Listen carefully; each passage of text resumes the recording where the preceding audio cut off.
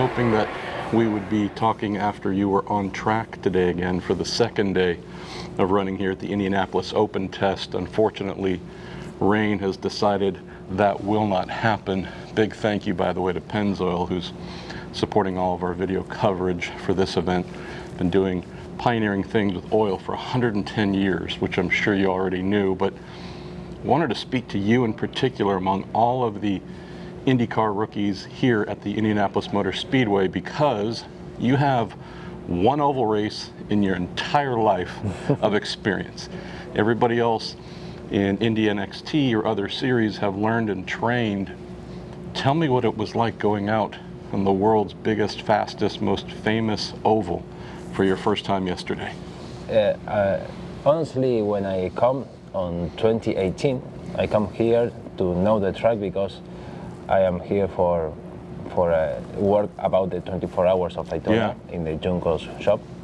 And I asked to Ricky, please, I want to know the Indy 500 track. Yeah. Okay, go. And we went to the museum, and when I know the track and when I walk the main straight, I think, oh my God, these guys are completely crazy, because you see really tiny, is more tiny than I expected, and the 90 degrees turns, not high banking like Texas, and I can't believe it. I never expected in my life I will drive in this oval, but at that moment I remember I thought that, and now do laps with that IndyCar in traffic alone, feel this sensation. I am really happy. I'm really grateful. It's like a dream come true for me. It's really big for me, and at the same time I'm really focused because I want to do well. Of course. So you were here, as you mentioned, Juncos racing, that Cadillac DPI, where we got to see you race for the first time here in a big pro series at the Rolex 24 at Daytona. So being at the shop that's just right nearby, maybe seeing and hearing some of the sounds, getting a feel, looking, as you said, going to the museum to see the history. Tell me about the emotions stepping onto that side pod yesterday, stepping into the car, getting buckled in, seeing out of your aero screen, and then pulling away. Do you have to keep your emotions down, or I would be crying and screaming the whole time? I worked a lot on that because for do a good job, I need to avoid emotions and keep my focus and keep my mind on my job, because in this oval I felt like you can't move your focus in another thing because you will crash. I felt that, and I need to avoid emotions and keep my mind on what I have to do, because it's really fast, and you have to think all the time about the aerodynamics, about the tire degradation, about the wind, about the setup. You have to process all of things to do good laps and to avoid the walls. That was the next thing I wanted to ask about. Texas Motor Speedway obviously is brutally fast. It seems like you're always turning, right? Always going. Here, you have a little bit more time on the straightaways to think or process, but by the time you're firing into turn 1 or turn 3, there's so much happening so quickly. Tell folks, maybe your fans too, who followed you throughout all of your touring car career, what it's like with your brain having to now become a supercomputer, because everything is coming at your eyes at 230 miles an hour, and you said processing aero and mechanical and wind and all these things, but you also then have to be a natural driver too, and you can't be all in your mind, nor can you be all in your feel. You have to be two things at once. You explained really well. That's it. The difference I felt between Texas and here, Texas is insane about the physical, because the G-force are insane. The lap is half time, 20 seconds or 23, 24. Here is 40.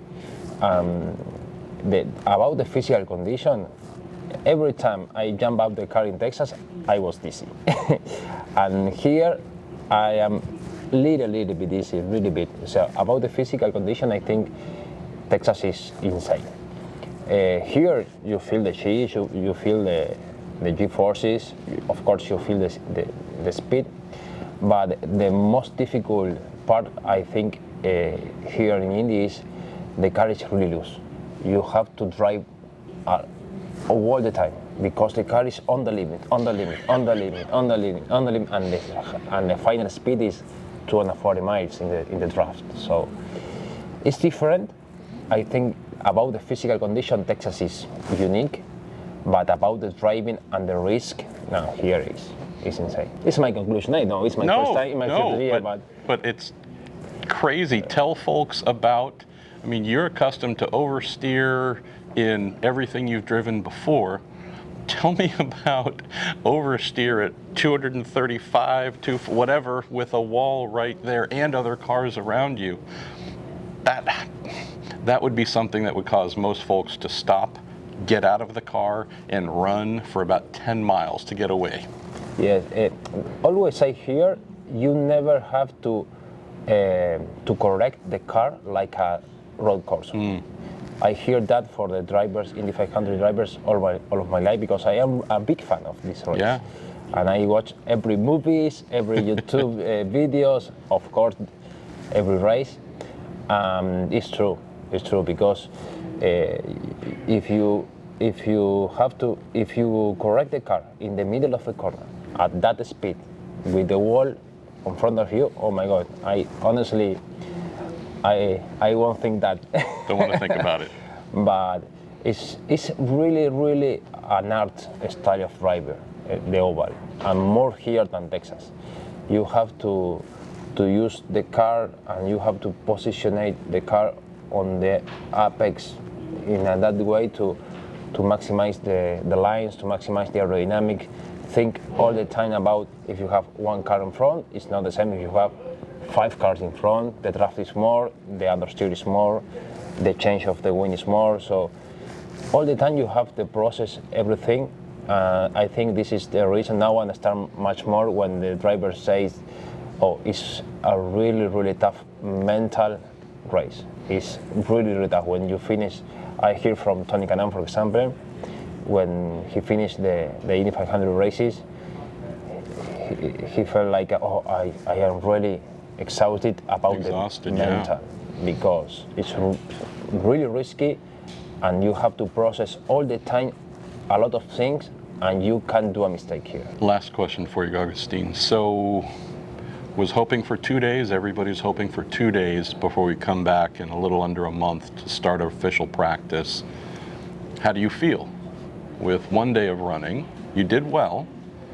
How do you feel though with just 1 day of running? Do you feel good? Feel decent coming back to do this for real soon? Honestly, it's not good for me, this cancel. Yeah, the rain. Because of the rain, and I had a little bit of problem with the car, only a little bit, but I missed a little bit of laps yesterday, so it's not the best for me. I need much more laps, but I did only 2 outings in traffic. So I did well, I overtook cars, the cars felt good, the pace really good, but I need more, and I will take in the same way I am doing this year. So with calm, with caution, and step by step, trying to avoid the crashes, trying to avoid the problems, and thinking everything to do maybe slowly than I want, but in a way to learn every day and every outing. This guy here living his dream and doing damn well in his dream.